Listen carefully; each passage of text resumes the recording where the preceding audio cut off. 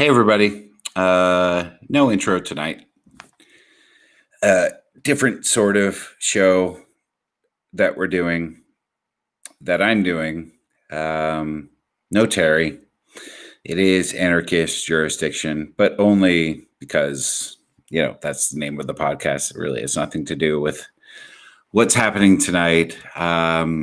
What's happening tonight is that I'm going to pay tribute to an absolutely wonderful woman who is no longer with us. Uh, Her name is Marj Orchard, and she was my aunt. And she was a lot more than that, because more than she was my aunt, she was my mom's best friend.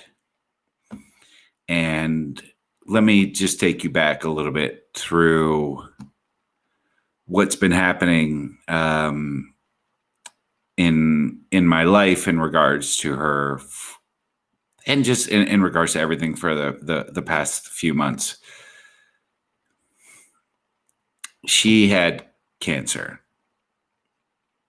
and beat it. And there was audio that I sent to my mom tonight, because one of the first things that, one of the most recent things that she beat was a bear in northern Saskatchewan. And that was the audio that I sent to my mom tonight, where it was the two of them in a resort named Waskasiu. None of this is going to make sense to a lot of you, because very few of you will travel to northern Saskatchewan ever to vacation. But there's a beautiful lake up there.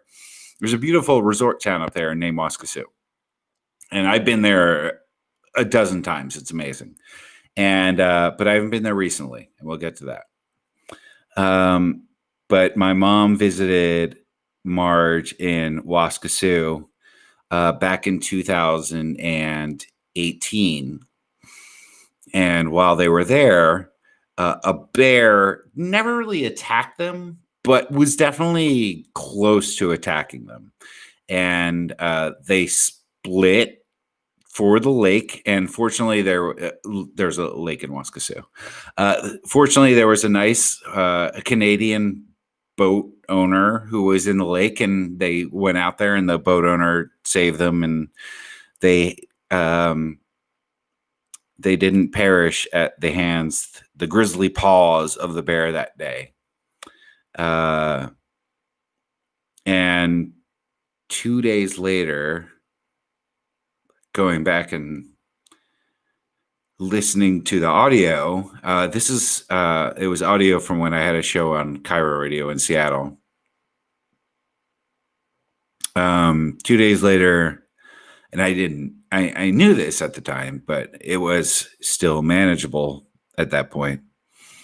My Aunt Marge started chemo for the first time. And, that's never something you want to hear about anybody. But I knew my Aunt Marge, and she's a boss. She was a boss. She was one of the most impressive people that I've ever met. And I don't just say that because I'm related to her and because she's now passed and I feel obligated to, but seriously, she was amazing. And she died on Monday.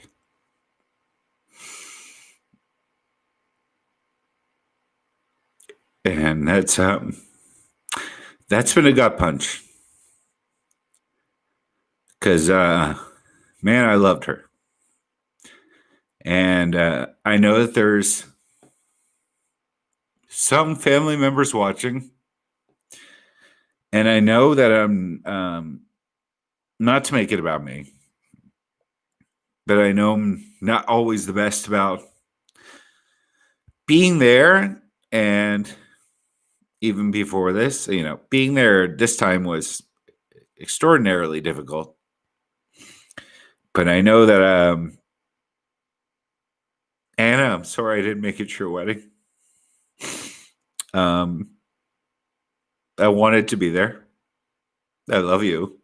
I think your husband seems amazing. Dale, Jesus Christ, Dale.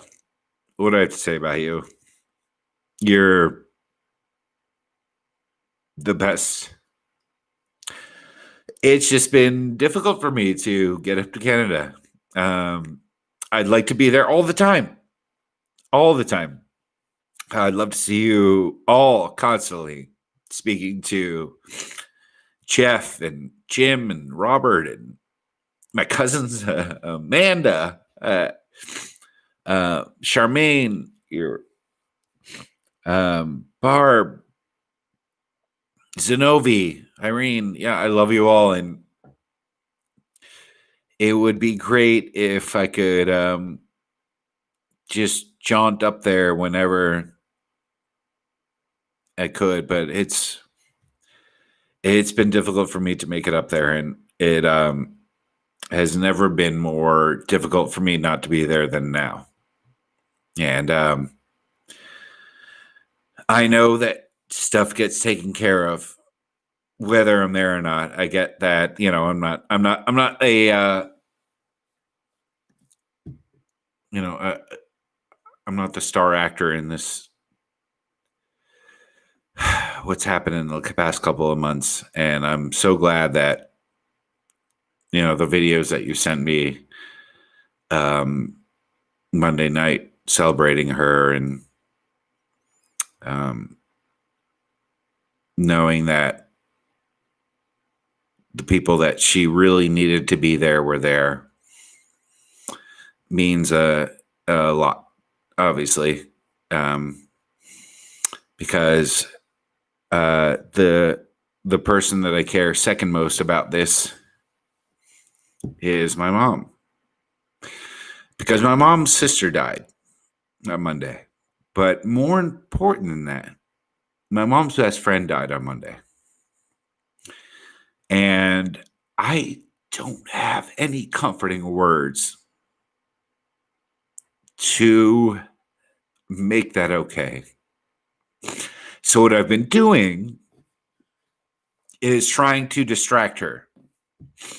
I've been trying to play the part of almost the court jester, because there's this obviously this thing that's happening, because cancer just doesn't come and go. It's there, and they were dealing with it. So I was trying to.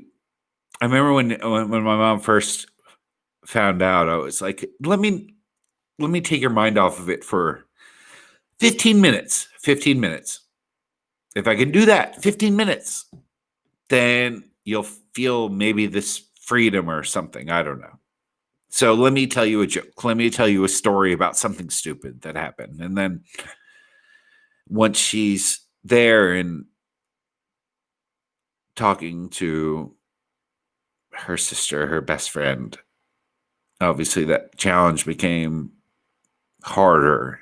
And I know that most of the people that was talking to was focused on, I don't know. I'm not sure where I'm even going with this. I was trying to be a distraction. I was trying to take her mind off of her losing her best friend, and making her just not think about it for 5 minutes, something. I don't know. And I don't know. Maybe that's not the right thing. I don't know how to behave in this situation. I didn't know how to. I'm not there. I'm not there nearly as much as I ever want to be. And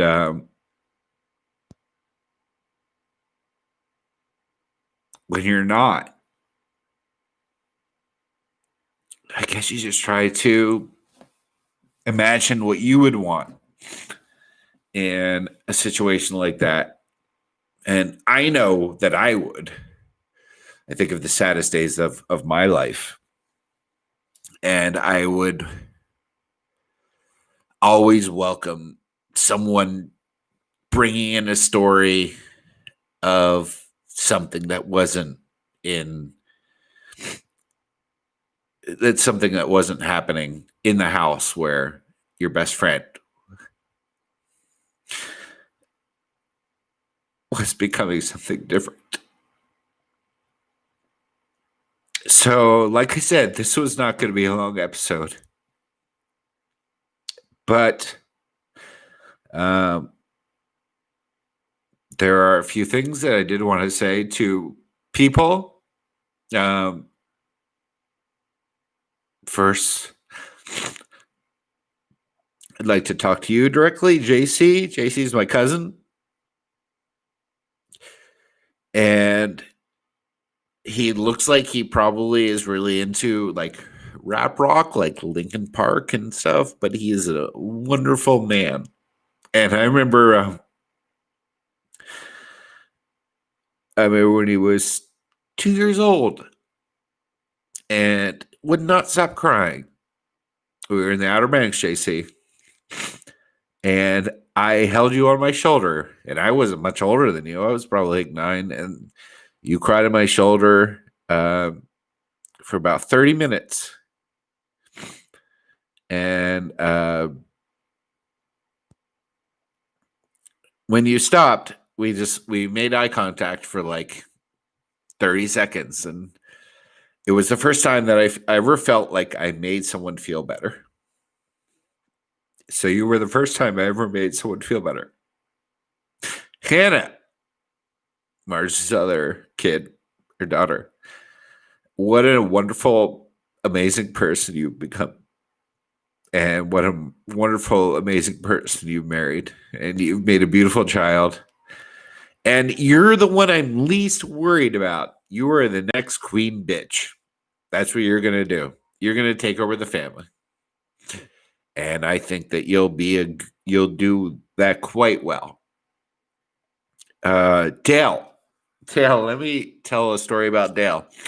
Dale sells recreational vehicles in Saskatchewan. Again, this all takes place in Saskatchewan. Look it up if you don't know where the fuck it is.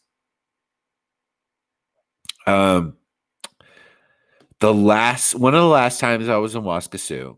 This is my favorite Canadian story. Dale was an RV salesman at that point and had sold an RV, but asked the person who he had sold the RV to, "Do you mind if my nephew uses it for a couple of weeks before you take ownership?" And then I'm just assuming that whoever he sold it to said okay.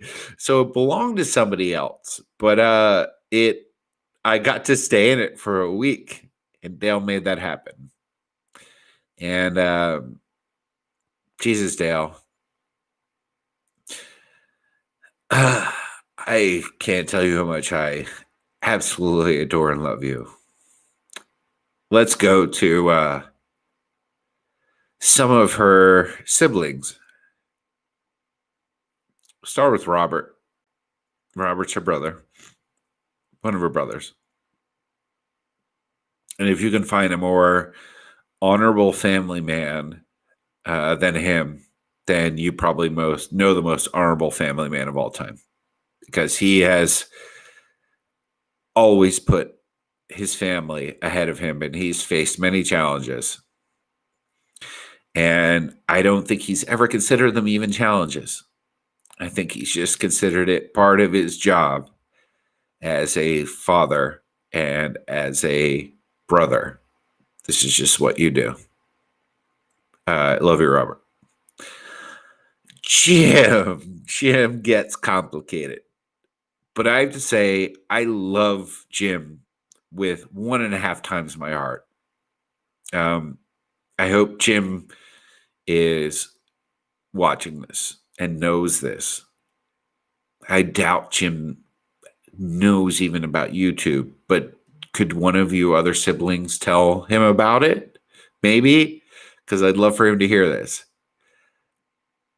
You are my second brother.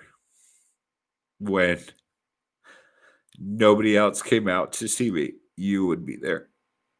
And I love you for that. I am not going to lie that you've presented some difficulties, but I think you're amazing.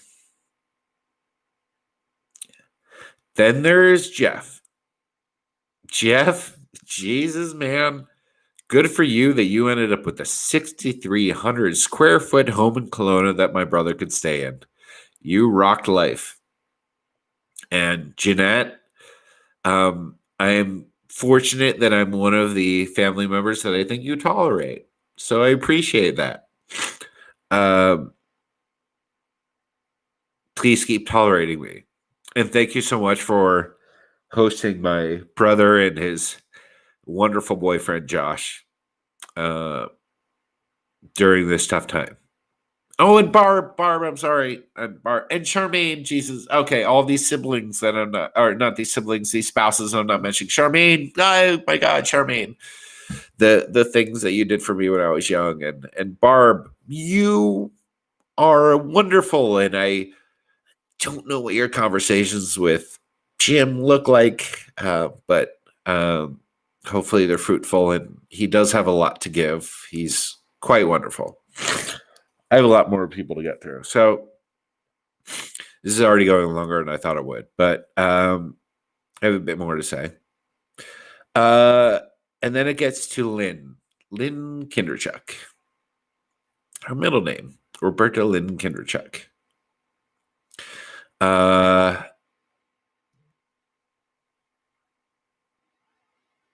She's the oldest. She's not quite 70. She doesn't look anything close to 70. I don't know why I'm saying this, but it doesn't matter.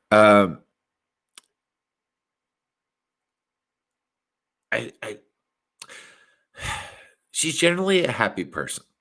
I think that she always looks for the good in not only people, but situations and political landscapes, all of that, right? She does all of that. But I've never seen her happier than any time she spent with her sister Marj.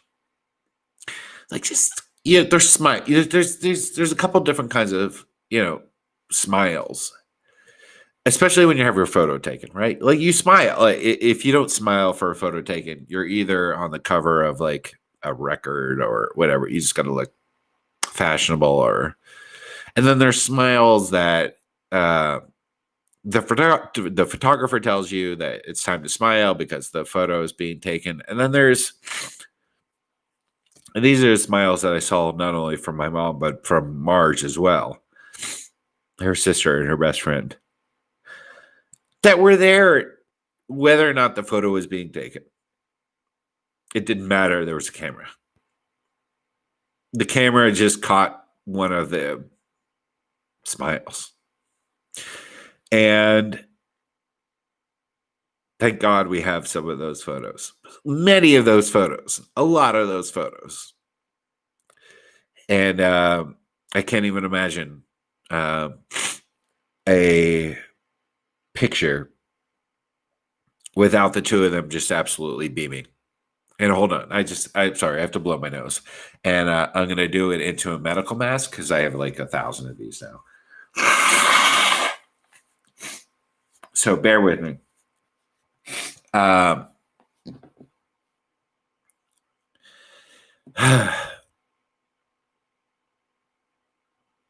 Marj was 60. She was going to be 61 in 12 days. And I know a lot of you will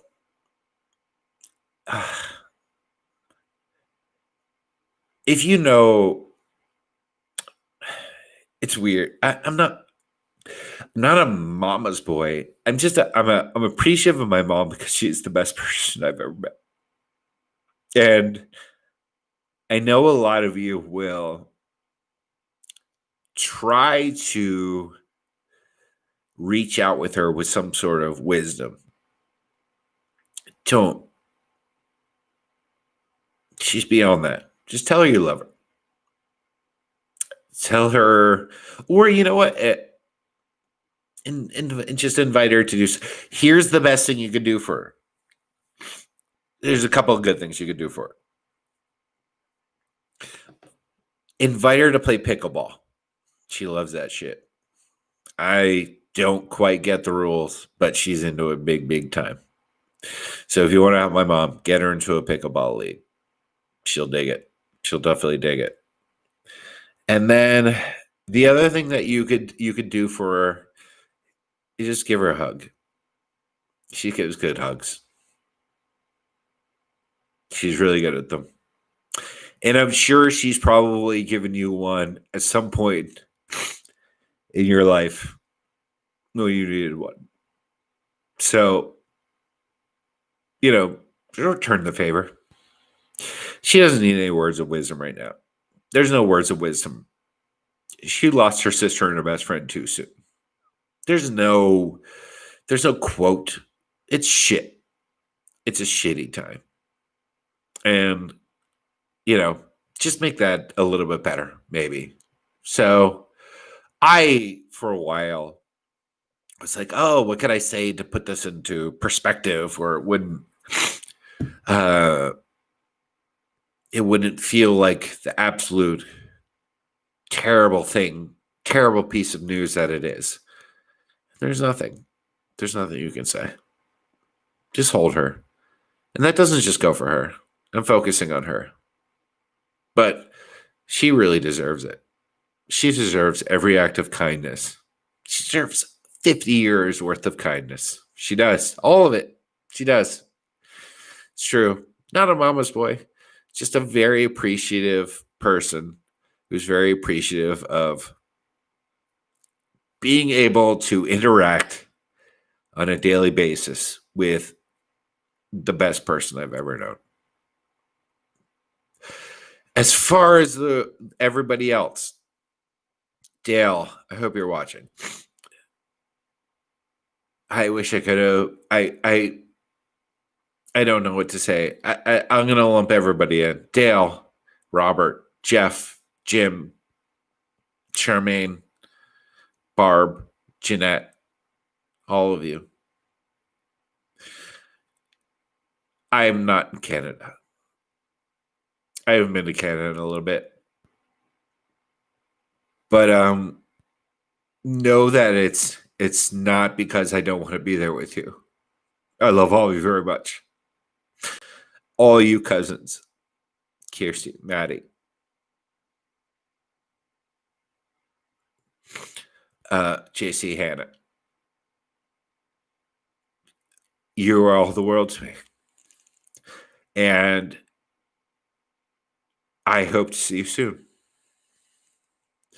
Maybe down in Los Angeles, where I'm moving. It's very fancy in Los Angeles. Eventually. I mean, everything's shut the fuck down right now. But sometime, maybe we'll be able to meet there. And I'll be able to introduce you to my new friend, Conan O'Brien. No, he'll never be my friend. But, Joanne, Jug, everybody whose lives Marj touched. Which, if you know her, and it was pointed out to me, if you know her, you have a story about her, which is true. She was a wonderful person. She was a mean, truthful, wonderful, flawed, beautiful, incredible, wonderful person. And I wish all of you had gotten to know her. Because as much as it hurts right now, It only hurts because I loved her. And I love the people who have also felt the hurt of her passing away. So, Merry Christmas, everybody. Santa's here. Uh, yeah, didn't mean to bum out your Christmases, but bad things happen near Christmas sometimes too. Um, so let me just finish up by saying some cliche shit, but truthful shit. Don't take for granted anybody, because in August, Marj was a healthy person. And here we are now. And I know, Dale, I'm talking to you. I don't think you ever took her for granted a day in your life. I know that you worshipped her, even when she was yelling at you. And we all like yelling at you, Dale. You just have one of those faces that's fun to yell at. And you just take it. But yeah, that's all. I'll be back on Tuesday doing a very different show. But I thought you should all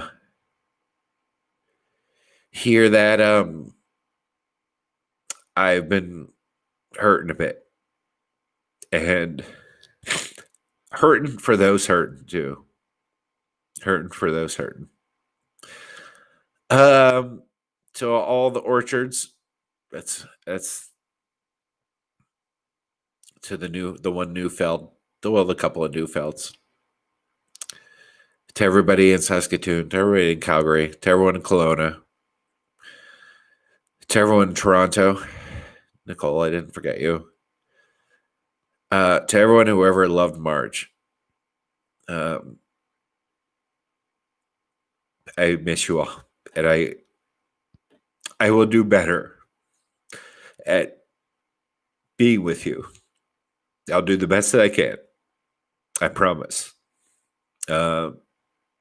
So everybody stay well, okay?